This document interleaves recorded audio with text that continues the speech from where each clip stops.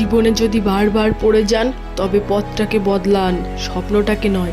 কারণ একটা গাছ তার পাতা বদলায়, জায়গা নয়। কারোর প্রিয়জন হতে গিয়ে প্রয়োজন হতে যেও না।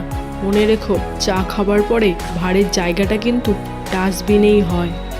সাকসেসফুল হতে গেলে কি লাগে? অপমান, খারাপ সময়, একাকিত্ব, নিজের প্রতি আত্মবিশ্বাস আর প্রচণ্ড জেদ। ব্যাস, তোমার জয় নিশ্চিত।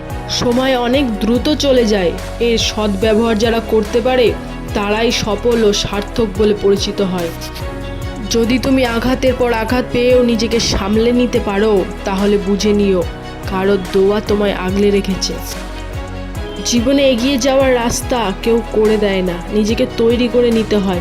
কারণ এই সমাজে কেউ কাউকে উপরে ওঠার সুযোগ দেয় না। ধৈর্য ধরো, আজকে তুমি যেটার জবাব দিতে পারো নাই, সময় সেটার জবাব দিয়ে দেবে। সময় আর টাকার মাঝে সবচেয়ে বড় পার্থক্য, আমরা সবসময় জানি কত টাকা আমাদের হাতে আছে, কিন্তু আমরা কখনো জানি না ঠিক কতটা সময় আমাদের হাতে আছে। যে ব্যক্তি ধৈর্য ধরতে জানে তার কাছে একদিন সব কিছুই ফিরে আসে।